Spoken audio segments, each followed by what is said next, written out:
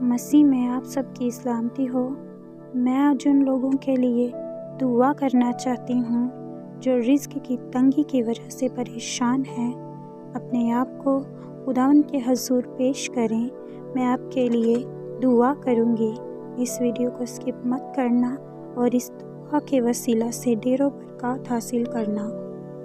قدوس قدوس رب الفاج، ابدیت کے باپ، سلامتی کے شہزادے، بحر کے خالق اور مالک، دل کی تا گہرائیوں سے آپ کا شکر ادا کرتے ہیں ان تمام نعمتوں کے لیے، ان تمام برکات کے لیے جو آپ نے ہماری زندگیوں میں عطا کی۔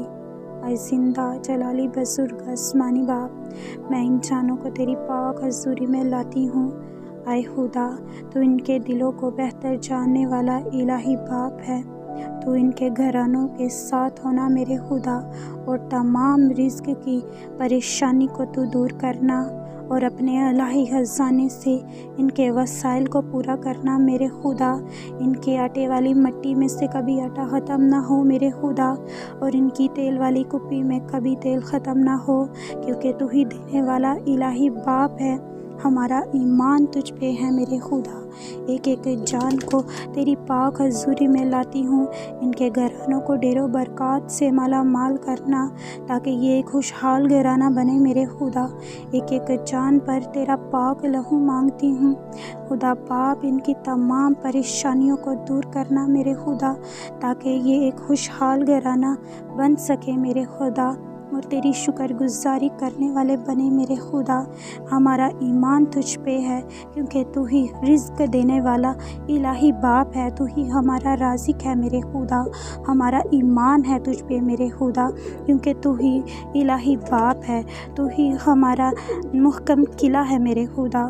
میری التجا کو سنے اور قبول کرے میرے خدا۔ ان تمام جانوں کو اپنی حضوری میں لائیں میرے خدا تاکہ ان کے گھرانے آباد ہو سکے میرے خدا، تاکہ یہ تیری نام کی شکر گزاری کرنے والے بنے میرے خدا۔ میری التجا کو سنے اور قبول کرے، آمین۔ آئے ہمارے باپ، تو جو آسمان پر ہے، تیرا نام پاک مانا جائے، تیری بادشاہی آئے، تیری مرضی جیسے آسمان پر پوری ہوتی ہے زمین پر بھی ہو۔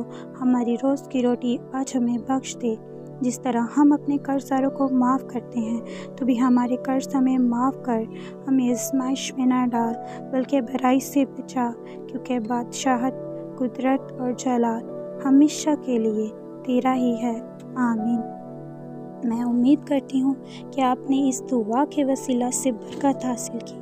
خداوند آپ سب کے گھرانوں کے ساتھ ہو، آمین۔